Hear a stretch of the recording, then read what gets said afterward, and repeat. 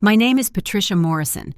I'm 58 years old, and I never imagined I'd be blocked from entering my own son's house on Christmas Eve. Jessica stood there in her crimson designer dress, worth thousands of dollars paid for with the loan I'd co-signed, and looked at me like I was a beggar off the street. "You're 15 minutes late," she said coldly, her perfectly manicured nails drumming against the doorframe. "We've already started dinner. There's no room for people who can't respect other people's time." But what she didn't know was that the elderly gentleman standing beside me wasn't the Uber driver she assumed he was.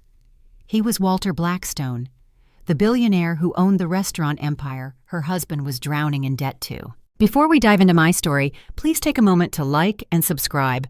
I'd love to know where you're watching from and what time it is there right now. Drop a comment below. It means the world to me. Now let me tell you how one humiliating Christmas Eve changed everything, and how I learned that sometimes the people who should love you most are the ones who hurt you deepest. The fluorescent lights at Sunset Manor Nursing Home flickered as I changed Mrs. Henderson's IV bag, my hands steady despite the exhaustion weighing down my bones. It was 11 p.m. on December 23rd, and I'd been on my feet for 14 hours straight. My phone buzzed on the counter. Another text from the bank. "Final notice. Mortgage payment overdue." I didn't need to open it. I knew exactly how much I owed, $3,847, due in 7 days, or they'd start foreclosure proceedings on the tiny apartment that was all I had left. 2 years. That's how long it had been since my husband Robert passed away, leaving me with $450,000 in medical debt that insurance wouldn't cover. Experimental treatments, they'd said, not covered under our plan. But when someone you've loved for 35 years is dying of pancreatic cancer, you don't think about money. You think about one more day, one more chance, one more miracle. Robert fought for 18 months, and I fought alongside him, draining our savings, our retirement, everything we'd built together. "Patricia, honey, you should go home." Nancy, the night supervisor, touched my shoulder gently. "You've been picking up every extra shift for months. You're going to burn yourself out." I forced a smile. "Just need the overtime, Nancy. Kevin's restaurant is taking off, and I want to help where I can." The lie tasted bitter. Kevin hadn't asked for my help. I'd offered it, desperate to maintain some connection to my only child. After Robert died, Kevin and his wife Jessica had been my lifeline, or so I'd thought. They'd convinced me to co-sign a $200,000 business loan 6 months ago. "It's just a formality, Mom," Kevin had said. "The restaurant's already profitable. We just need to expand." My phone buzzed again. This time it was Jessica. "Don't forget tomorrow, 7 p.m. sharp. Wear something appropriate. Important investors will be there." Appropriate. As if my 10-year-old black dress wasn't good enough for her fancy dinner parties. As if I hadn't taught Kevin everything about hard work and dedication that made him successful in the first place. I looked down at my scrubs, stained with medications, and the reality of honest work. Tomorrow, I'd have to pretend everything was fine, smile at Jessica's condescending remarks, and watch my son avoid eye contact while his wife spent money they didn't have. The irony wasn't lost on me. Here I was, caring for other people's parents while my own family treated me like an embarrassment. But what choice did I have? Kevin was all I had left. The thought of losing him, too, was unbearable. My phone screen lit up one more time. "P.S. Try not to talk about your job. It's depressing." 6 months earlier, Kevin had shown up at my apartment unannounced, his face flushed with excitement. "Mom, this is it," he'd said, spreading blueprints across my kitchen table. "The opportunity of a lifetime. There's a prime location in Shipping Point, perfect for an upscale seafood restaurant. All I need is the startup capital." "How much?" I'd asked, though my stomach already knew the answer would be more than I could afford. $200,000. "But listen, Mom, I've got investors lined up. The loan is just to show the bank we're serious. I'll pay it back within a year, guaranteed." Jessica had appeared in my doorway then, her timing impeccable as always. "Patricia," she'd cooed, her voice dripping with false sweetness. "Think about your future grandchildren. Don't you want them to be proud of their father? To have opportunities you never had?" The manipulation was masterful. She knew exactly which buttons to push. Robert and I had tried for more children after Kevin, but it wasn't meant to be. The thought of grandchildren, of a legacy continuing, was my weakness, and Jessica wielded it like a weapon. "The collateral would be your apartment," Kevin had added quickly, not meeting my eyes. "But it's just paperwork. The restaurant's projections show we'll be profitable within 3 months. I should have asked to see those projections, should have hired a lawyer, should have said no." But Kevin's eyes held the same determination I'd seen when he was 8, insisting he could ride his bike without training wheels. How could I deny my son his dreams when I'd spent my whole life encouraging him to reach for them? "Your father had life insurance, didn't he?" Jessica had asked casually, examining her manicure. "I mean, surely he left you something to help with all those medical bills." Kevin had shot her a warning look, but the damage was done. "There was a policy," I admitted, "but it went to paying off the house before I had to sell it. The medical debt took everything else." What I didn't know then, what I wouldn't discover until much later, was that Kevin had been named as a beneficiary on a second policy Robert had through his old company. A policy worth $5 million that my husband had updated just weeks before his diagnosis, when his mind was still clear. Kevin had collected it 3 months after the funeral and never said a word. "Don't worry, Mom," Kevin had squeezed my hand that day. "This restaurant will take care of all of us. You'll never have to work another night shift again." 6 months later, I was working more night shifts than ever. The restaurant was mysteriously still getting established, and my mortgage was 3 months behind. But tomorrow was Christmas Eve. Surely my son would have some good news. Surely family still meant something. "Patricia? Patricia Morrison?" I turned from Mrs. Henderson's bedside to find an elderly gentleman in an expensive but understated suit standing in the doorway. His silver hair was perfectly groomed, and his blue eyes held a sharpness that seemed to see right through me. Something about him seemed familiar, but I couldn't place it. "I'm sorry, visiting hours ended at 8, I said gently. "Are you looking for someone?" He smiled, and the years seemed to fall away from his face. "In a way, yes. I've been looking for you for quite some time. My name is Walter Blackstone. You might not remember me, but 30 years ago, you saved my life." The name hit me like a thunderbolt. Walter Blackstone, the young executive who'd coded in the ER during my second year as a nurse. Massive heart attack at 35, his wife crying in the hallway, 2 young children clinging to her skirt. I'd performed CPR for 12 minutes straight when the doctor wanted to call it, refusing to give up. Something in me just knew he wasn't ready to go. "Mr. Blackstone," I breathed, you look wonderful." "Thanks to you." He stepped into the room, his presence commanding yet gentle. "I followed your career, Patricia. 28 years at Hartford Hospital, then early retirement to care for your husband. I was sorry to hear about Robert." "How did you—" "I make it my business to know about people who matter." He glanced around the modest nursing home. "Though I must admit I expected to find you enjoying retirement, not working night shifts." I felt heat rise to my cheeks. "Life doesn't always go according to plan." "No," he agreed, his expression thoughtful. "It doesn't, which is why I'm here. My aunt, Margaret Blackstone, is considering Sunset Manor for respite care.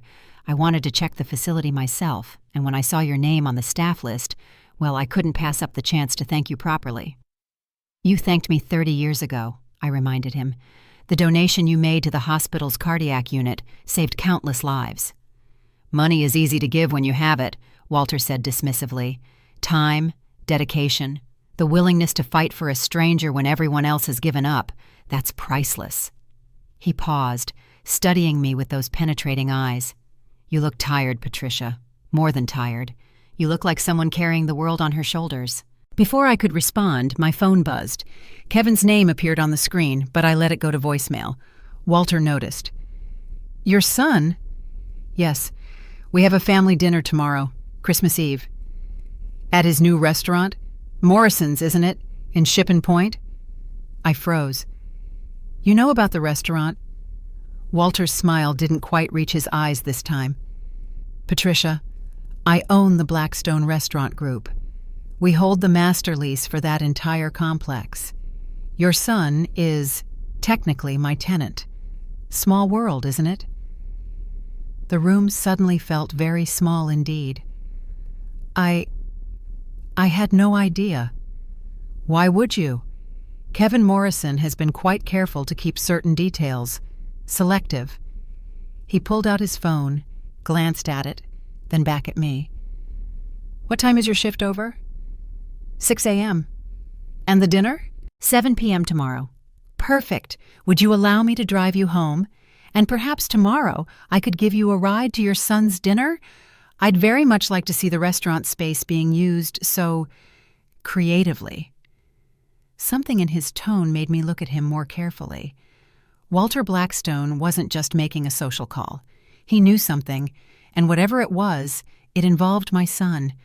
Walter's Bentley was so quiet I could hear my own heartbeat as we glided through the empty pre-dawn streets of Stamford. The leather seats probably cost more than I made in 6 months, yet Walter seemed completely at ease with me in my worn scrubs and discount store coat. "Tell me about your son," he said, his tone conversational, but his eyes watching the road with laser focus. He's ambitious," I began carefully. "Always has been. Even as a boy, he wanted more than what we could give him. Robert and we were comfortable but not wealthy. Kevin seemed almost embarrassed by that, especially after he met Jessica in college." "Jessica Thompson," Walter said, and it wasn't a question. Marketing degree from Yale, father lost everything in the 2008 crash. Mother remarried poorly. She's been climbing ever since. I stared at him. "You've researched my family?" "I research all my tenants, Patricia, especially the ones who are 6 months behind on rent and whose financial statements don't match their lifestyle." He let that sink in before continuing. "Your son claims his restaurant is thriving. His social media shows champagne dinners, luxury cars, vacation photos from the Bahamas last month. Yet he hasn't paid rent since September." My stomach dropped. "But he said the loan was for expansion. He said everything was profitable." "The loan." Walter's fingers drummed on the steering wheel. "You mean the $200,000 he borrowed using your apartment as collateral? Or the additional $300,000 he took out 3 months later, forging your signature on the documents?" The car suddenly felt like it was spinning. "What? No, that's impossible. I only signed for $200,000. Walter reached into the center console and pulled out a folder, handing it to me at a red light. "My lawyers pulled these yesterday when I was researching the property. Page 3, Patricia. That's supposed to be your signature." I stared at the document, my hands shaking. It was my name, but not my signature. Close enough to fool a bank employee who didn't look carefully, but I knew my own handwriting. The loan amount was $500,000 total. The default terms were brutal. If Kevin missed 3 payments, they could seize my apartment immediately. "He's missed 2, Walter said quietly. "The 3rd is due January 1st. "Oh, God!" I couldn't breathe. "Oh, God, Kevin, what have you done?" "There's more," Walter said, his voice gentle but firm. "But I think you need to hear it from him. Tomorrow at dinner, I'd like to attend as your +1. Not as Walter Blackstone, not as his landlord, just as your friend. Would that be acceptable?" I looked at this man, this near stranger who knew more about my son's deception than I did. "Why are you helping me?" "Because 30 years ago, you didn't give up on me when everyone else did. Because I've watched you sacrifice everything for a son who—" He paused, choosing his words carefully. "Who may not deserve that sacrifice. And because I believe people like you, good people, honest people, shouldn't be destroyed by those who take advantage of their kindness." We pulled up to my apartment building, a modest complex that looked even shabbier in the Bentley's headlights. "Patricia, there's something else. Your husband's employer, Data Tech Solutions. They had a generous life insurance policy for all senior employees. Did Robert ever mention updating his beneficiaries?" "He handled all that paperwork," I said numbly. "He said everything was taken care of, that I'd be provided for." Walter nodded slowly. "Get some rest. Tomorrow will be illuminating. And Patricia, wear whatever makes you comfortable. You've earned the right to be yourself." As I walked to my apartment, I saw my reflection in the glass door, tired, worn, defeated. But tomorrow, I'd be walking into my son's house with a billionaire by my side. Tomorrow, secrets would be revealed. Tomorrow, everything would change. The next evening, Walter's Bentley pulled up to Kevin's house at exactly 7:15 p.m. The circular driveway was packed with luxury cars, BMWs, Mercedes, a Maserati that belonged to Jessica's friend from her yoga club. Through the massive windows, I could see the party was in full swing, champagne flutes catching the light from the crystal chandelier I knew cost more than my annual salary. "Ready?" Walter asked. He'd dressed down for the occasion, a simple navy suit that probably still cost thousands, but didn't scream wealth. He looked like what Jessica would call age-appropriate company for me. How wrong she would be. We walked to the front door, my heart pounding with each step. I rang the doorbell and waited. Through the frosted glass, I saw Jessica approaching, her silhouette sharp and purposeful. The door opened, and her face transformed from practiced hostess smile to cold fury in an instant. "You're late," she said, not even acknowledging Walter. "I specifically said 7 o'clock sharp. Jessica, I'm only 15 minutes. 15 minutes that we've been waiting to start dinner. 15 minutes of keeping our guests hungry because you couldn't be bothered to respect our time." She looked me up and down, taking in my simple black dress, the same one I'd worn to Robert's funeral, though she didn't know that. "And this is what you chose to wear?" "Patricia, we have important people here. Kevin's investors, potential partners. You look like you're going to a church potluck in 1995. I heard someone giggle from inside. One of Jessica's friends, no doubt. Heat flooded my face, but before I could respond, Jessica continued her assault. "Honestly, I don't know why Kevin insists on including you in these events. You clearly don't understand the level of society we're operating in now. This isn't some middle-class neighborhood barbecue. These people matter." "And I don't?" The words escaped before I could stop them. Jessica's laugh was like breaking glass. "Patricia, you're a night nurse at a nursing home. You're drowning in debt. You live in a one-bedroom apartment that's probably being foreclosed on as we speak. What exactly do you bring to the table besides embarrassment and need?" "Perhaps," Walter said quietly, speaking for the first time, "she brings the dignity of honest work and the grace of someone who's sacrificed everything for her family." Jessica finally looked at him, her nose wrinkling slightly. "And you are?" "A friend of Patricia's, Walter." "How nice," she said dismissively. "Patricia's finally found someone age-appropriate, though I'm not sure we have room for an extra guest."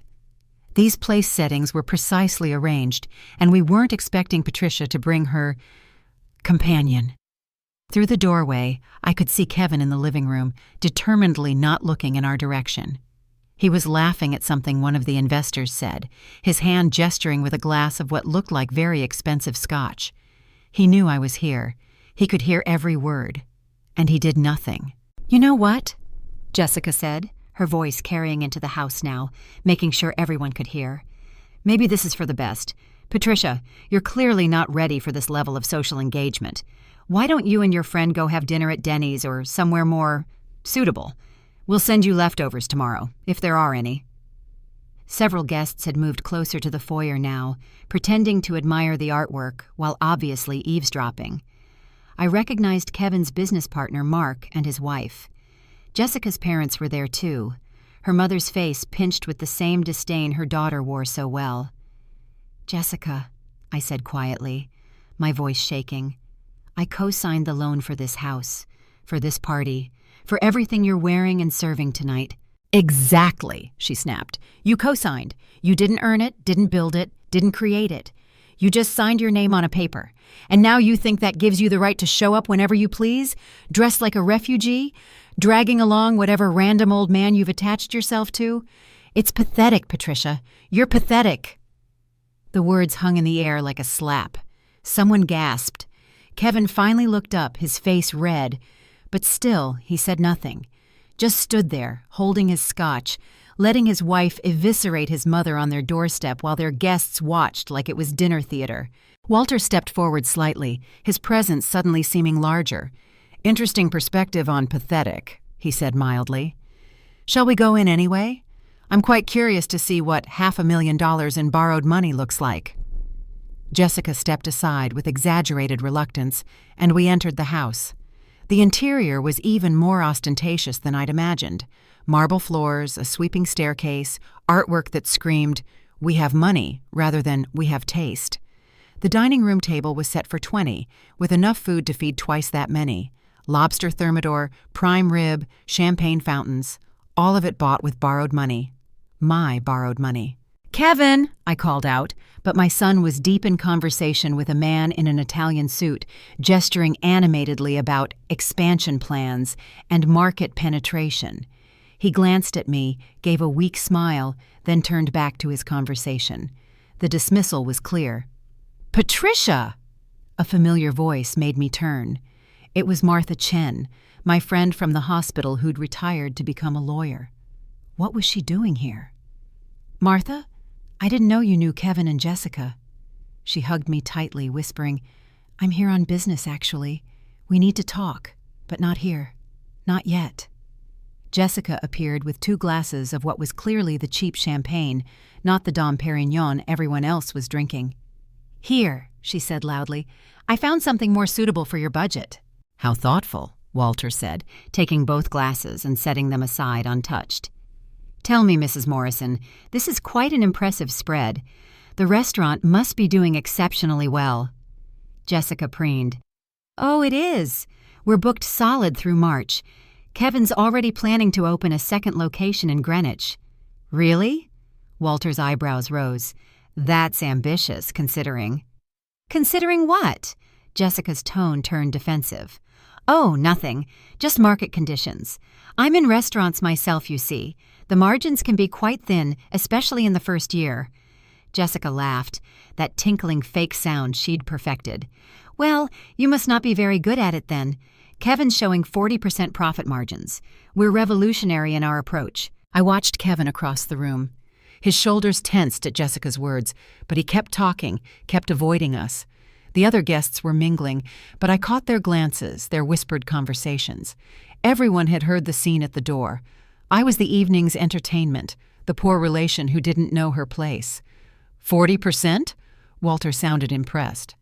"That's remarkable. I own Blackstone Restaurant Group, and our best properties barely hit 20%. The room went quiet. Not completely silent. That would come later. But that particular quality of quiet, when important information has just been revealed. Jessica's face went through several expressions before settling on disbelief. "Blackstone Restaurant Group?" she repeated. "You mean you're that Walter? But you're just... You came with Patricia." "Yes, I did." Walter smiled pleasantly. "Patricia saved my life 30 years ago. Did you know that? She was a nurse at Hartford Hospital. Refused to give up on me when I was clinically dead for 12 minutes. Without her, there would be no Blackstone Restaurant Group, no chain of 57 restaurants across the Northeast, and certainly no lease for your husband's restaurant space." Kevin dropped his glass. It shattered on the marble floor, red wine spreading like blood. He finally looked directly at me, his face pale. "Mom," he started, moving toward us, "I didn't know you were—" 15 minutes late," I finished for him. "Yes, I heard. Everyone heard."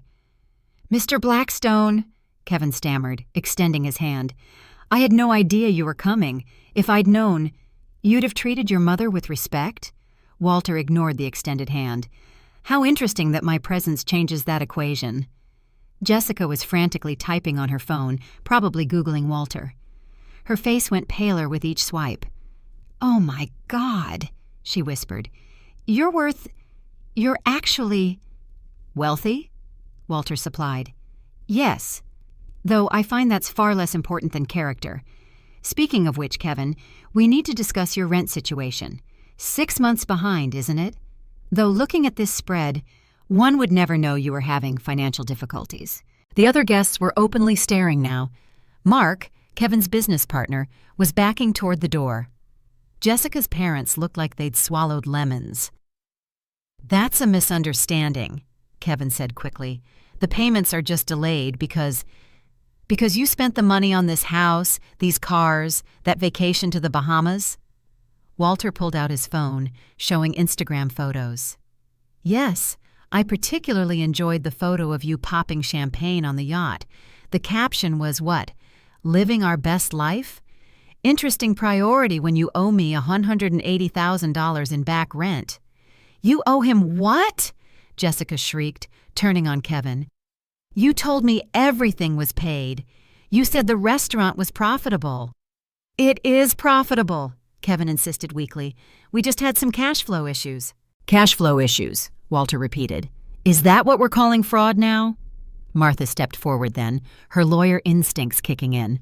Perhaps we should discuss this privately. No, I said, surprising myself with the firmness in my voice.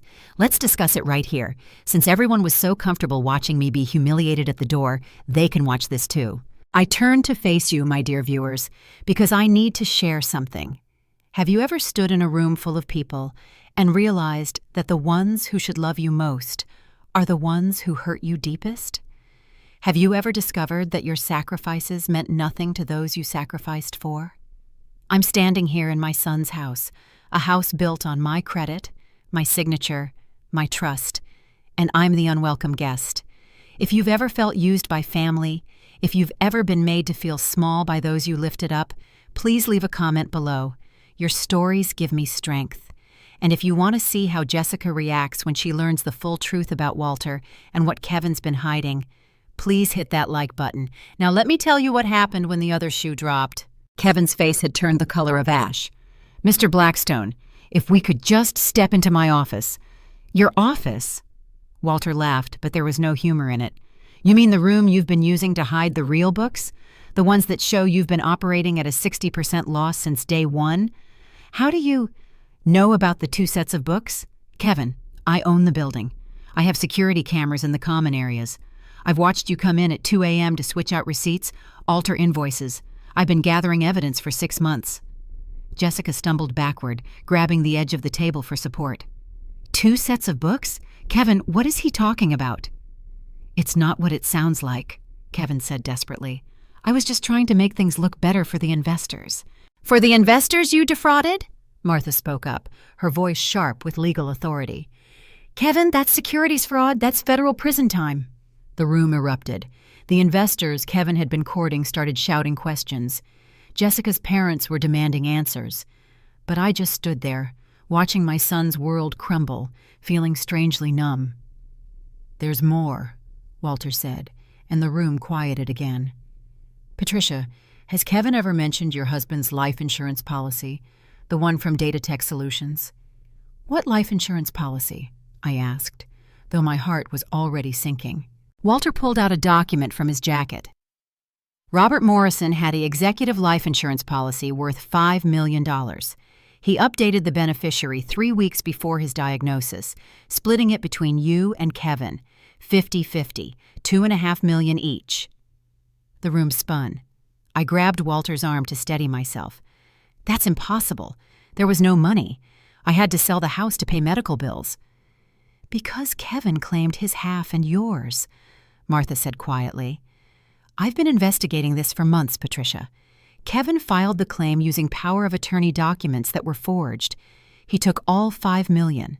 No, I whispered, but looking at Kevin's face, I knew it was true. My son, my baby boy, had stolen millions while I worked night shifts to pay off debts that shouldn't have existed. Mom, I can explain. You let me work myself to death. The words exploded out of me. You watched me take extra shifts, skip meals, wear the same clothes for years. You had me co-sign loans while you were sitting on $5 million? Jessica turned on Kevin with fury I'd never seen before. $5 million? We have $5 million? Then why the hell are we in debt? Why did you tell me we needed my parents' money? Why did you make me beg them for investments? I invested it, Kevin said weakly. In cryptocurrency. It was supposed to triple, but the market crashed and I lost most of it. There's only about $300,000 left. You lost $4.7 million? Jessica's voice could have shattered glass. You lost $4.7 million and didn't tell me? Your wife? I was trying to fix it. The restaurant was supposed to make it back. The restaurant that's hemorrhaging money? Walter asked. The one where you've been skimming from the register to maintain your lifestyle? Yes, I have that on camera too. Mark, Kevin's business partner, was already at the door. I'm out. Kevin, expect papers from my lawyer dissolving the partnership. Others were following, the investors fleeing like rats from a sinking ship. This is your fault, Jessica screamed at me. If you hadn't brought him here, if you hadn't— Stop. My voice was quiet but firm. This is not my fault. This is what happens when lies meet truth, when theft meets justice, when greed meets consequences. Walter stepped forward. Kevin Morrison, as the owner of your restaurant's property, I'm initiating immediate eviction proceedings for breach of contract and failure to pay rent. You have 72 hours to vacate the premises. You can't do that, Kevin protested. It's Christmas. Your mother was working Christmas Eve to pay debts you created, Walter replied coldly. I think you'll survive. Martha stepped forward, pulling a thick folder from her briefcase. Patricia, I need you to know I'm here as your friend, not Kevin's guest. I've been building a case since I discovered the insurance fraud 6 months ago. You knew? I stared at her in disbelief. Why didn't you tell me? I needed solid evidence first. Patricia, your husband was my friend too. When Kevin came to me asking about hypothetical forged documents, I knew something was wrong. I've been investigating ever since. Jessica was pacing now, her heels clicking frantically on the marble. This is insane. Kevin, tell them they're wrong. Tell them about the money, the real money. There is no real money, Kevin exploded. It's gone, all of it. The house is mortgaged to the hilt, the cars are leased, even your jewelry is on payment plans. My jewelry? Jessica pulled off her wedding ring, staring at it. You said this was paid for. Nothing is paid for, Kevin admitted, collapsing into a chair. We're broke, worse than broke. We owe everyone. Walter turned to me. Patricia, there's something else. The forgery Kevin committed. It's a federal crime. You could press charges. He could face up to 20 years in prison. 20 years. My son could go to prison for 20 years.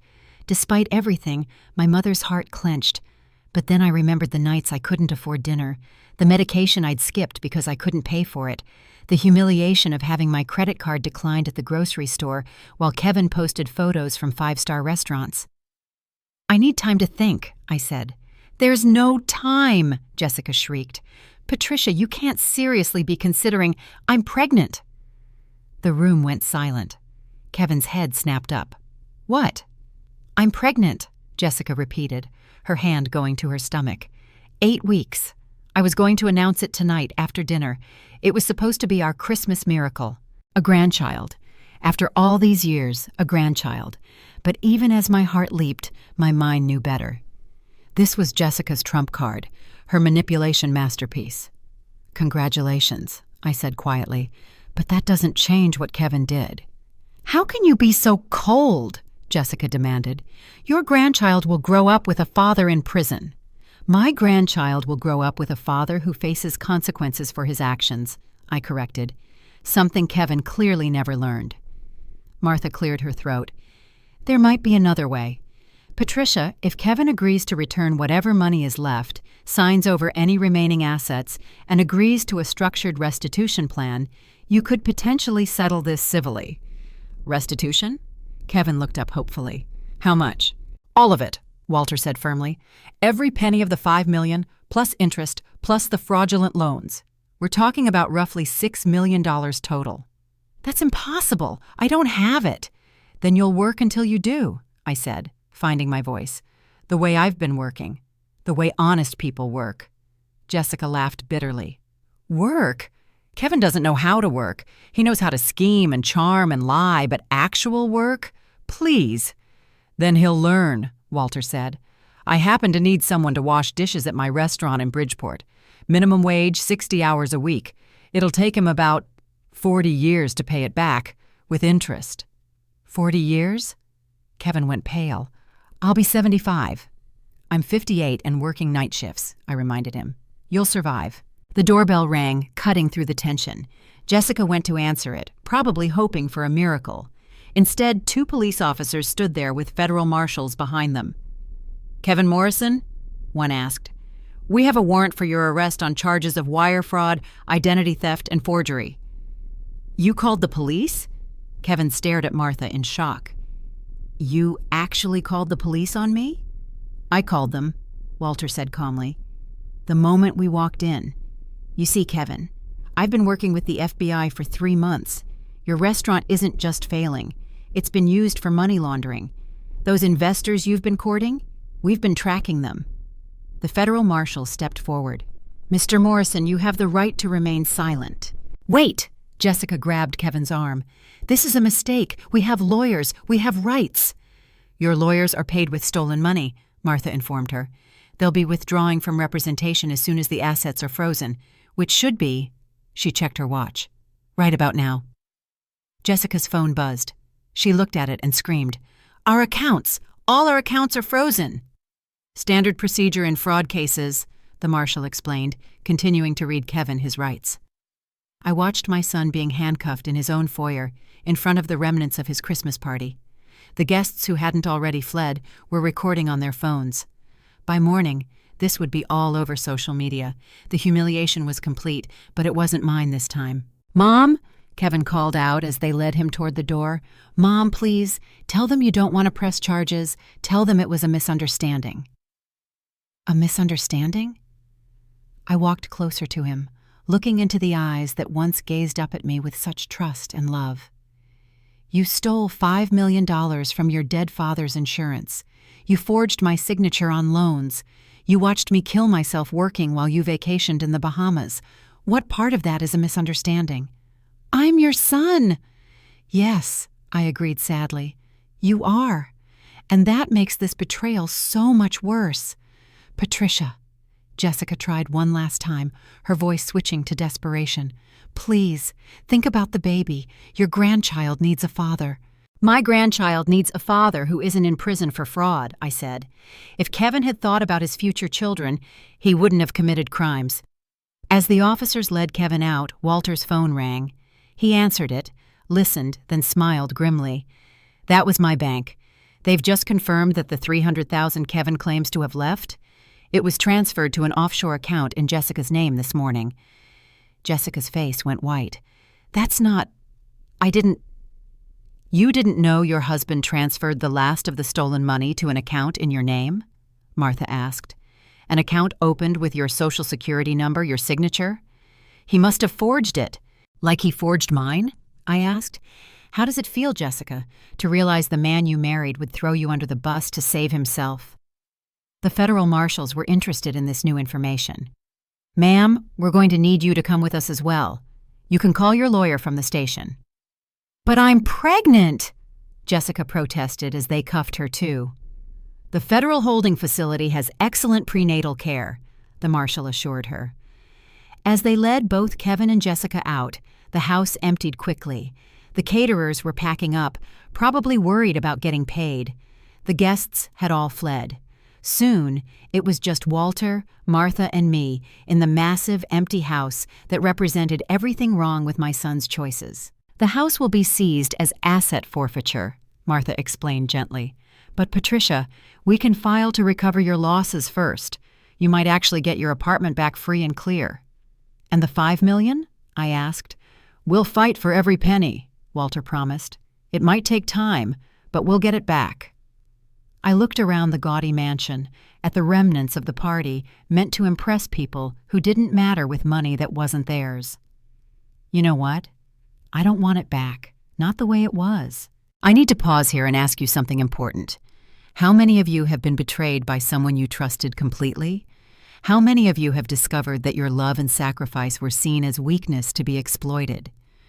I'm standing in my son's empty mansion, watching his world crumble, and I feel free.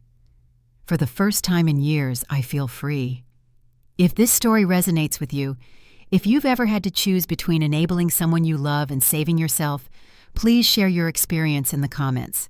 Your courage gives others strength. And please, hit that subscribe button if you want to hear how this story ends, because what happened next changed everything I thought I knew about justice, forgiveness, and the price of a mother's love. Martha opened her briefcase again, pulling out a thick manila envelope. Patricia, before we go any further, there's something you need to see. Robert gave this to me 2 weeks before he died. He made me promise not to open it unless Kevin betrayed you." My hands shook as I took the envelope. Inside was a letter in Robert's handwriting, dated just days before his final hospitalization. "My dearest Patricia," I read aloud, my voice breaking. "If you're reading this, then our son has done what I feared he would. I've known about Kevin's nature for years, the small thefts from my wallet, the forged checks in college, the lies about his grades and jobs. I enabled him by hiding it from you, by always bailing him out. I'm sorry." I had to sit down. Walter guided me to a chair while Martha poured water from the abandoned bar. The letter continued. "The life insurance policy from Datatech is worth $5 million. I've structured it in a trust that Kevin doesn't know about.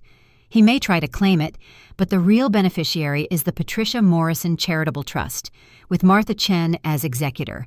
The money can only be used for your care and for charitable purposes you approve. Kevin cannot touch it." "But Kevin said he got the money," I protested. Martha smiled sadly. "He got a different policy, a smaller one for $500,000 that Robert set up as a test. We knew Kevin would try to steal it, and when he did, it gave us the evidence we needed. The real $5 million has been sitting in a trust account, growing, waiting for you. $5 million, safe, protected, mine." "There's more," Martha said. "Robert also discovered that Kevin had been stealing from his company for years, small amounts but consistent. Robert paid it all back quietly, but he documented everything. If Kevin ever hurt you, Robert wanted you to have the evidence to protect yourself." "He knew?" I whispered. "Robert knew what Kevin was?" "He knew," Walter confirmed. "I met with Robert several times before he died. He hired me to investigate Kevin's business dealings. He wanted to protect you, Patricia. Everything he did was to protect you." I looked at the letter again, seeing a postscript I'd missed. "P.S. Walter Blackstone is a good man. Trust him. He owes you a life debt, and he's the type of man who pays his debts. Let him help you when I no longer can." "You knew my husband?" Walter nodded. "He found me after Kevin started talking about opening a restaurant. Robert knew Kevin would try something, would use you, and he wanted someone in position to stop it. I bought that entire complex specifically so I could control Kevin's business if needed." "This was all planned?" "Not all of it," Martha admitted. "We didn't know Kevin would steal the test insurance money so brazenly. We didn't know about the forged loans, but Robert suspected Kevin would eventually show his true colors, and he wanted you protected when it happened." I stood up, walking to the window that overlooked the pool Kevin had installed with borrowed money. "So Robert died knowing his son was a thief and a liar?"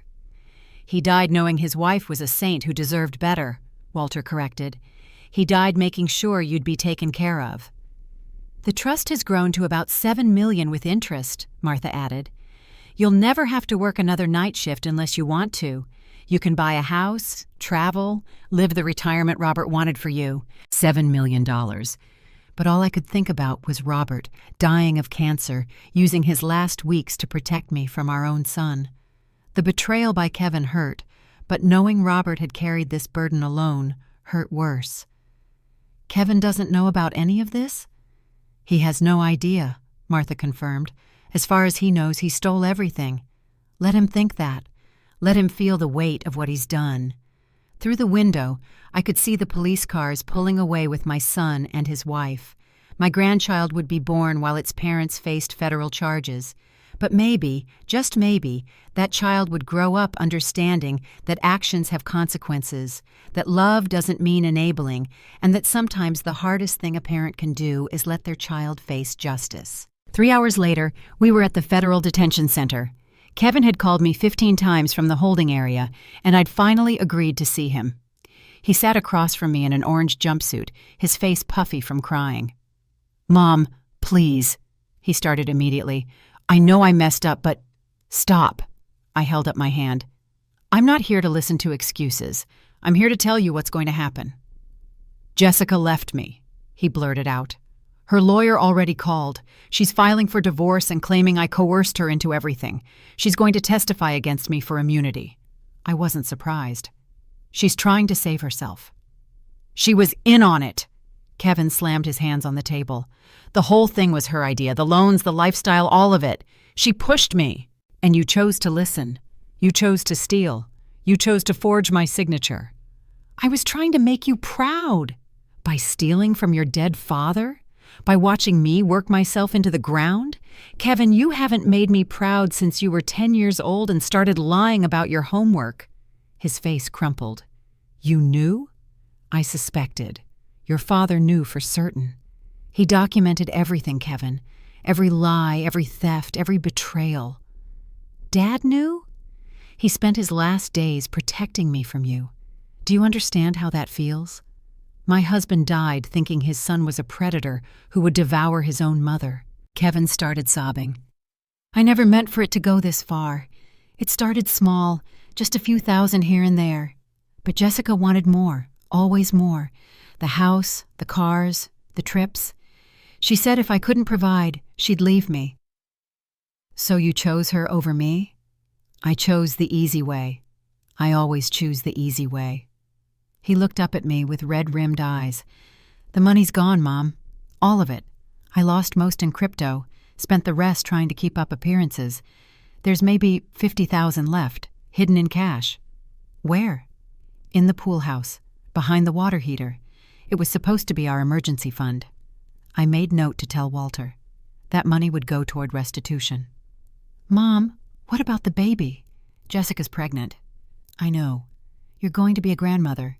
To a child whose parents are both felons, whose father stole from his own mother, whose mother abandoned ship at the first sign of trouble. You could raise it, Kevin said desperately. If we both go to prison, you could take the baby. The audacity of it took my breath away.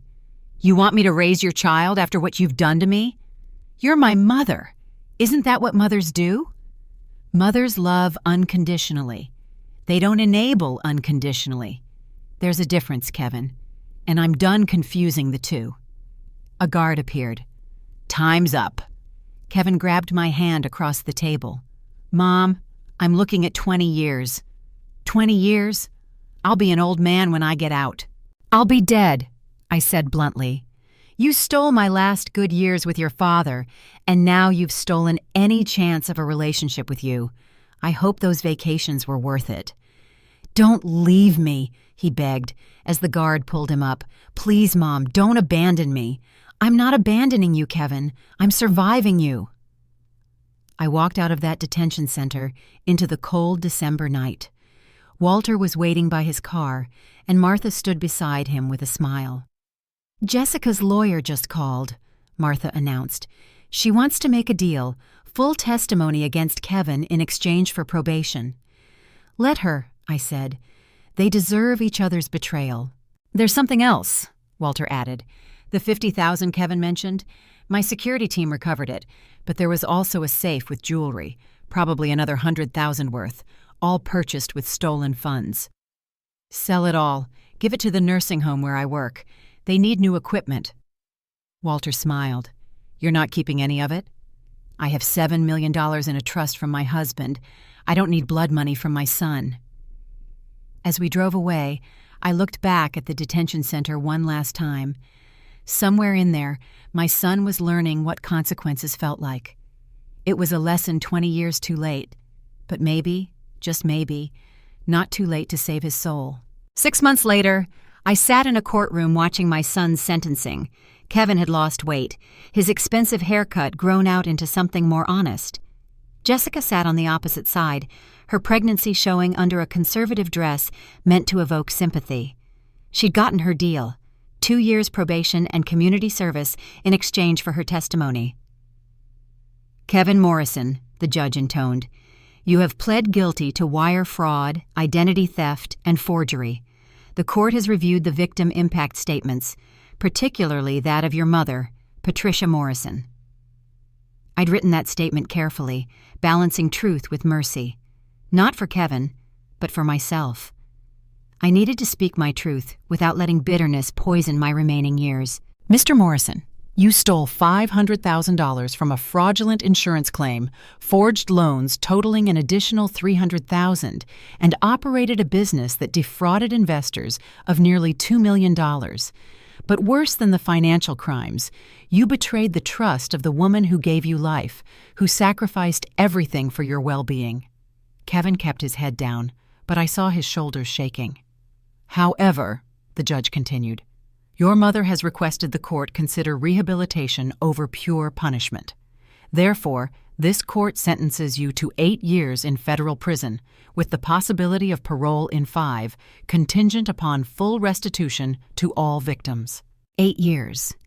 It was less than the 20 he could have gotten, but more than the slap on the wrist he'd probably hoped for.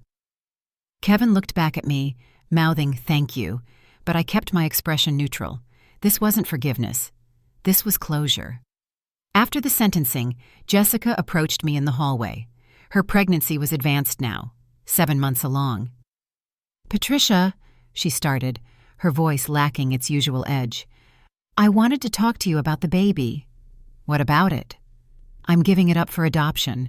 I can't raise a child alone, and my parents want nothing to do with me after the scandal." My heart clenched, but I kept my voice steady. "That's probably for the best. I thought maybe you'd want—" "No." The word came out firm and final. "I'm 60 years old, Jessica. I've raised my child. I won't start over because you and Kevin couldn't be bothered to think about consequences. But it's your grandchild." "Yes, and its parents are criminals who destroyed lives out of greed. That child deserves a fresh start with people who haven't been broken by this family's dysfunction." Jessica's face hardened back into the familiar mask of disdain. "You're a cold woman, Patricia Morrison." "No," I corrected. "I'm a woman who learned the difference between love and enabling. I hope that child finds parents who know that difference too." Walter was waiting outside the courthouse with his car. In the 6 months since Christmas Eve, he'd become more than my advocate. He'd become my friend. We had dinner once a week, talking about everything except Kevin and the trial. He was teaching me about investments, about making money work for you instead of the other way around. "How do you feel?" he asked as we drove away. "Free," I admitted. "Sad, but free." Martha called. "The trust paperwork is finalized. You can access the funds whenever you're ready." $7 million. Robert's final gift. I'd already bought a modest house near the beach, paid cash. The rest was invested, growing, waiting for me to decide what to do with it. "I want to set up a scholarship," I said suddenly, "for nursing students who come from difficult backgrounds, kids who might make bad choices without guidance. That's a beautiful idea. And I want to keep working at the nursing home, not for the money, but because I'm good at it, because it matters." Walter smiled. "Robert would be proud." "I hope so." We drove in comfortable silence until Walter spoke again. "Kevin will be eligible for parole in 5 years. What will you do then?" "I don't know," I answered honestly. 5 years is a long time. Maybe he'll learn. Maybe he'll change. Maybe prison will teach him what I couldn't. And if it doesn't, then I'll continue living my life without him. I'm not waiting anymore, Walter. I'm not putting my life on hold for anyone." That evening, I stood in my new house, looking out at the ocean. The sunset painted the sky in shades of gold and pink. On the mantel was a photo of Robert and me from our 20th anniversary, back when Kevin was still young, still salvageable. But that was the past. The future stretched ahead, uncertain but mine to shape. I had money, health, purpose, and peace. I had learned the hardest lesson a mother can learn. Sometimes love means letting go, even when it breaks your heart, especially when it breaks your heart. 2 years passed. The nursing home where I'd worked those desperate night shifts had transformed with the donation from Kevin's seized assets. New equipment, better facilities, and a garden where patients could sit in the sun. I still volunteered there 3 days a week, but now it was by choice, not necessity. The Patricia Morrison Nursing Scholarship had sent 12 students to school. I met with each recipient personally, sharing not just money, but mentorship. These young women and 2 young men came from backgrounds like mine, working class, determined but lacking opportunities. They called me Mama Pat, and I wore that title with more pride than I'd ever felt being called Mom by Kevin. Walter had become my closest companion. Not romantic, we were both too old and too wise for that, but something deeper. He understood survival, understood betrayal, understood the price of hard-won peace. We traveled together sometimes, quiet trips to Maine, Vermont, places where money didn't scream but whispered. He was teaching me that wealth didn't have to be loud to be real. On a Thursday afternoon, I received a letter from federal prison. Kevin's handwriting, more mature now, less hurried. "Dear Mom," it read, "I'm not writing to ask for anything. I'm writing to tell you that I understand. I've been in therapy here, real therapy, not the kind where you say what they want to hear. I understand what I did to you, to Dad, to everyone who trusted me. I understand that forgiveness isn't owed, it's earned, and I haven't earned anything yet. Jessica had the baby. A girl. She was adopted by a family in Oregon. They send photos once a year. She looks like you. Same eyes, same determined chin. I'm glad she'll never know what I became. I'm glad she has a chance to be better. I get out in 3 years if I maintain good behavior. I don't expect you to be there. I don't expect anything. I just wanted you to know that I finally understand the difference between love and enabling. You loved me enough to let me fall. Thank you for that. Your son, who is learning to earn that title, Kevin." I read the letter 3 times, then placed it in a drawer. Maybe someday I'd respond. Maybe someday I'd be ready to see who Kevin became after prison. But not today. Today, I had lunch with my scholarship recipients. Today, I had life to live. That evening, Walter and I attended a charity gala for the hospital where I'd worked for 30 years. I wore a simple but elegant dress. Not expensive, but well chosen. The same doctors who'd once barely noticed me as a nurse now sought my opinion on the scholarship program. Money hadn't changed who I was, but it had changed how others saw me. The irony wasn't lost on me. "Ladies and gentlemen," the hospital administrator announced, "we're honored to present this year's Lifetime Service Award to Patricia Morrison, whose dedication to healing extends far beyond her years of service. Her scholarship program has already produced 3 new nurses for our staff, and her recent endowment will fund our new cardiac wing." As I stood to accept the award, I saw Martha in the crowd, smiling. She'd become family, the sister I'd never had. Next to her sat Walter, his pride evident. These people, not blood but chosen, were my real family now. "Thank you," I said at the podium. 30 years ago, I was just a young nurse who refused to give up on a patient everyone said was gone. That patient, Walter Blackstone, is here tonight, proof that miracles happen when we don't give up. But I've learned something else too. Sometimes the greatest miracle is knowing when to let go, when to stop enabling, when to choose yourself. This award isn't just mine. It belongs to every nurse who works through exhaustion, every parent who makes impossible choices, every person who learns that self-love isn't selfish. It's necessary. The applause was warm, genuine, but what mattered more was the text I received later from one of my scholarship students. "Mama Pat, I passed my boards. I'm officially a nurse. Thank you for believing in me when no one else did." That night, I stood on my deck, watching the stars reflect on the ocean. Robert would have loved this view. He would have been proud of what I'd become. Not bitter, not broken, but wise, strong, free. My phone buzzed. Another letter from Kevin had arrived electronically. I deleted it, unread. Someday, perhaps. But tonight, I was choosing peace. Tonight, I was choosing myself. And that, I realized, was the greatest gift a mother could give herself: permission to live beyond her children's choices. If my story resonates with you, if you've ever had to choose between enabling and empowering, between sacrifice and self-preservation, I want you to know you're not alone. Sometimes the hardest thing we do is love someone from a distance. Sometimes the bravest thing is choosing ourselves. What would you have done in my place? Would you have pressed charges against your own child? Drop a comment below. I read every single one.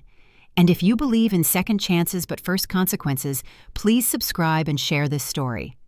Remember, setting boundaries isn't cruel. It's the highest form of love, for them and for yourself.